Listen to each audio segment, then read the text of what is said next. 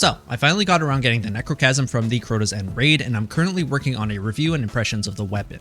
But I really want to use this weapon as much as I can before I really get into my impressions, and in the process I managed to make a pretty fun build using it, so I wanted to talk about that a little bit here.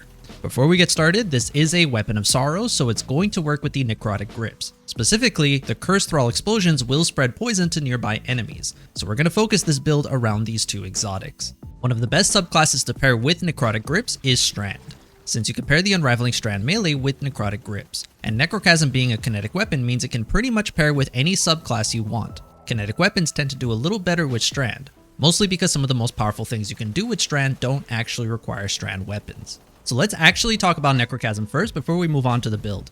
The weapon is more or less the same from its Destiny 1 counterpart, with it being better in some ways and worse in others. For one thing, the Cursed Thrall explosions are extremely powerful in Destiny 2, and will also cause a chain reaction when getting kills. This will at times clear entire rooms, but also has the benefit of reloading your weapon and will give it a Desperado type effect, which will reload the gun and increase its rate of fire.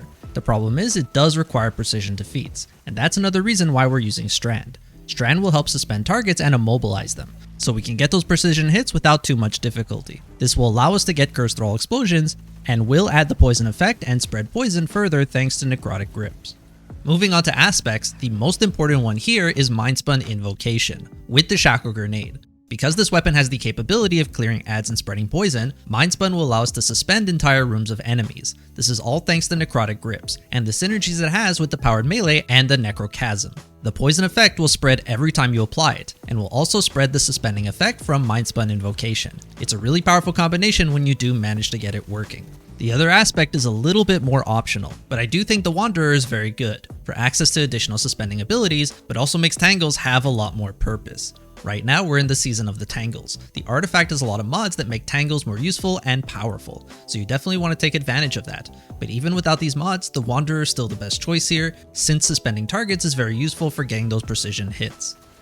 For Fragments, Thread of Continuity will increase the effects of unraveling and suspending sources. We're mostly going to be using this for extending Suspend, since it's still an incredibly powerful effect. With this fragment, targets will be suspended for 7 seconds, and champions down to 4 seconds, which is still a very good amount of time considering that Suspend completely immobilizes those enemies, and is more than enough time to land those headshots. We also want to use Thread of Generation. The effect of Mindspun Invocation will last around 25 seconds, so within that time we want to do as much damage as possible and get back as much grenade energy as we can. We also want to try to get as much melee energy back as possible, so Thread of Fury is really nice here.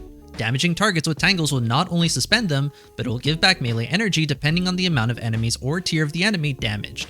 The melee is extremely powerful here. This is the primary source of applying Unravel, and as we mentioned before, necrotic grips will spread poison and unravel to all nearby enemies. And finally, the last fragment is a little bit more optional, but I personally like Thread of Mind. This helps with survivability by gaining class ability energy, and that's probably Strand Warlocks' biggest weakness, since they don't have any sources of instant healing like other subclasses, or ways of getting Woven Mail. You can run Thread of Warding to get Woven Mail from Orbs of Power, but at that point you're choosing between Woven Mail and more healing. And because of how easy it is to suspend targets with this build, I personally think Thread of Mind is a bit better, but you can be a little flexible with this final fragment. So let's talk about the armor mods real quick. I'm not going to go over every single one, but we will talk about some of the more important ones. There's one that I found to be very useful, which is Impact Induction. This will give back some grenade energy when using your powered melee, and since you get 3 of them, this is very helpful. There's a lot of times where you'll be able to throw your melee, get a little bit of energy back, and pop your grenade to suspend everything. Using this with Thread of Generation will usually give you back your grenade at the end of the 25 seconds, but you can also use Grenade Kickstarter to give back your grenade energy after consuming it. Kinetic Siphon is also good for generating orbs, since most of the defeats you'll get is from Necrochasm, and this is a really good ad clearing weapon. It also helps that Kinetic Siphon only costs 2 energy. Kinetic Weapon Surge is also nice for damage boosts if you need them, since we really want those Necrochasm kills, and Elemental Charge will also help us with armor charges.